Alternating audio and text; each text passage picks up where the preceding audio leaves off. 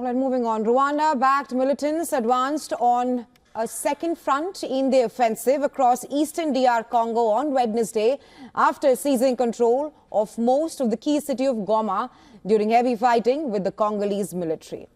In the face of intensifying conflict in the east, DR Congo's president has condemned the inaction of the international community. Face à cette situation, in the face of this situation, let me reassure you that a vigorous, coordinated response against these terrorists and their sponsors is underway. Our valiant armed forces of the Democratic Republic of Congo, symbols of courage and patriotism, are fully mobilized, ready to defend every inch of our country.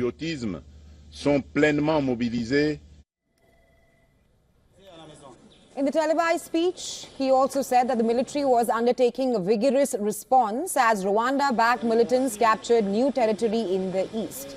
The M23 rebels seized 2 districts in South Kivu after mostly routing the Congolese army from North Kivu's provincial capital.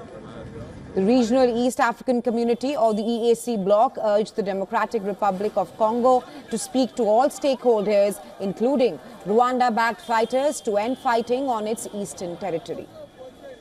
According to a footage posted on social media and what appears to be an attempt to expand the area of control, the rebels were seen moving south towards Bukavu, the capital of South Kivu province. Meanwhile, Rwandan president has issued a sharp rebuke to his South African counterpart, Cyril Ramaphosa, responding to statements by South African officials regarding the ongoing conflict in the eastern Congo. Kagame accused Ramaphosa of distorting facts and making attacks against Rwanda. Our correspondent, Calden Ogmu, has more.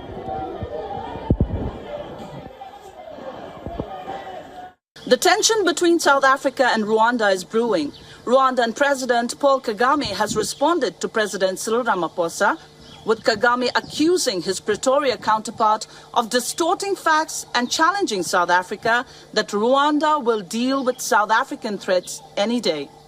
On Wednesday, South African Defense Minister Angie Motshekga said that Ramaphosa had warned the Rwandan government against attacks on South Africa's peacemaking troops and that attacking South African troops would be a declaration of war.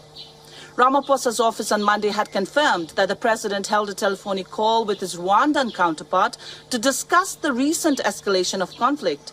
The presidency said that the 2 heads of states agreed on the urgent need for a ceasefire and the resumption of peace talks by all parties to the conflict. However, it seems like Kagame did not take lightly to South Africa's threat. Calls are growing for South African government to withdraw its soldiers from the eastern DRC. Various political parties have said it is deeply concerned about the life-threatening situation facing South African troops in the DRC after 13 soldiers were killed and many more being wounded. This is Calden Ogmu from Johannesburg, South Africa for WION World is One. Also amid the latest escalation, Indian Army officials have emphasized that Indian United Nations peacekeepers, the UN peacekeepers from India stationed in Congo's Goma, are safe. And well, for more on this, our assistant editor for Foreign Affairs, Siddhant Sibal, is joining us on the phone line. Hi, Siddhant. First up, we all know Goma has fallen into the hands of the M23 militants. And in the latest, the Indian Army has informed that the Indian UN peacekeepers in Goma are safe. Tell us more on that.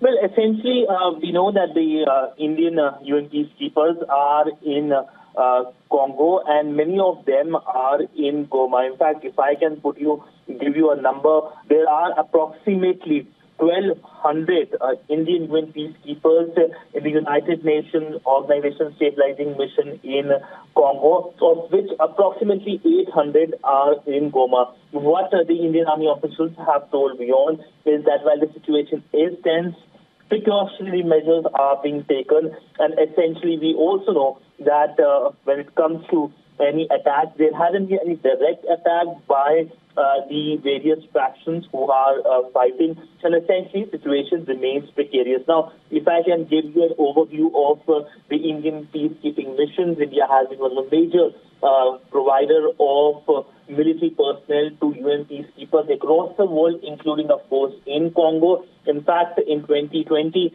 in an unfortunate incident, 2 Indian UN peacekeepers lost their lives when there were anti-UN protests. But essentially, we know that currently situation for the Indian UN peacekeepers in Goma remains normal. It remains precarious but normal. Right, Siddhant. DR Congo's president has condemned the inaction of the international community. Is there any kind of reaction from the European Union or the West on the current situation in DR Congo?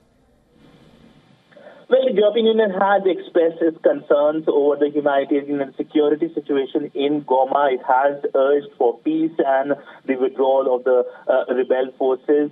All in all, EU stance has been to end the violence and has been supporting the humanitarian efforts in the region. There are, of course, regional talks as to how, of course, there can be a solution. There is also discussions between EU and countries in the region, including Rwanda, which might impact the situation in Goma. We also know there is a memorandum of understanding when it comes to EU and Rwanda, when it comes to issues relating to critical minerals, because the entire issue right now is also seen in that context as well. So there is an urgent messaging by whether it is the European Union or the United Nations when it comes to the situation in Goma as to how it needs to be stabilized, especially given the fact that it directly impacts the civilian population.